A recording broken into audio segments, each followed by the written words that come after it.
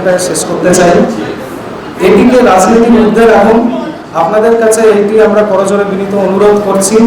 এটিকে সমাজের ভাষা হিসাবে, ছাত্র সমাজ, যুব সমাজের ভাষা হিসাবে এটিকে সামনে নিয়ে আসুন।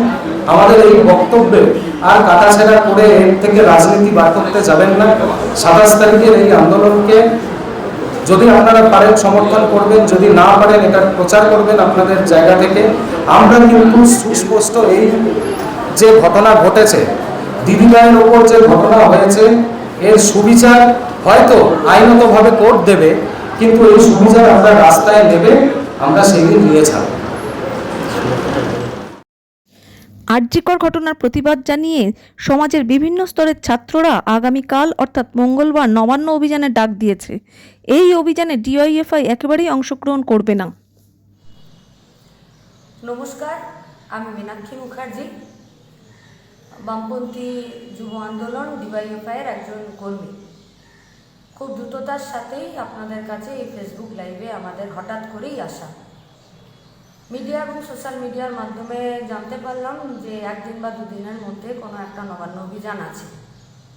তৃণমূলের প্রাক্তন মন্ত্রী, বর্তমানে বিরোধী দলের নেতা, যিনি কিনা বিজেপিরও নেতা, তিনি এই কর্মসূচিকে সমর্থন করেছেন। এই কর্মসূচির উদ্যোক্তারা এই কর্মসূচির সাথে আমার নাম যুক্ত করে প্রচার করেছেন। এটি চরম অনৈতিক কাজ এবং জনমানুষের বিভ্রান্তি তৈরি করার জন্যই এই কাজ করেছেন। এই অনৈতিক কাজকে আমরা আমাদের সংগঠনের পক্ষ থেকে, ডিওয়াইএফআই পক্ষ থেকে আমরা ধিক্কার জানাচ্ছি, প্রতিবাদ জানাচ্ছি। আরজিকরের ঘটনায় 9 তারিখ থেকেই এসএফআই ডিওয়াইএফআই অ্যাডওয়া রাস্তায় আছে।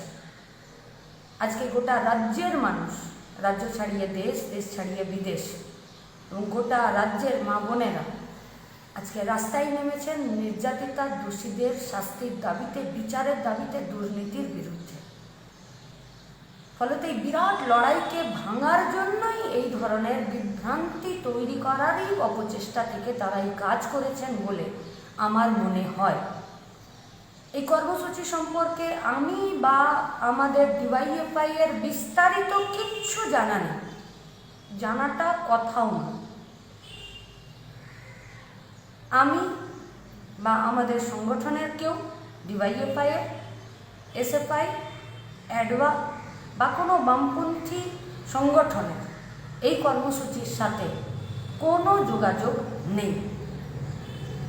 আরএসএস, বিএইচপি, ছাত্র সমাজের ফাঁদে পা দেবেন না, আপনাদের কাছে আমাদের আবেদন। 27 তারিখ গোটা রাজ্যে, জেলায় জেলায়, এলাকায় এলাকায় এসএফআই, ডিওয়াইএফআই, অ্যাডওয়া আরজিকরের নির্যাতিতা দোষীদের শাস্তির দাবিতে এবং বিচারের দাবিতে এবং অবশ্যই দুর্নীতির বিরুদ্ধে রাস্তায় থাকবে। এসএফআই, ডিওয়াইএফআই নেতৃত্বে যে আন্দোলন কর্মসূচি 27 তারিখ থাকবে, সেই কর্মসূচিতে অংশগ্রহণ করবেন। এই আবেদন আপনাদের কাছে আমরা আমাদের ডিওয়াইএফআই এর পক্ষ থেকে আমরা রাখছি।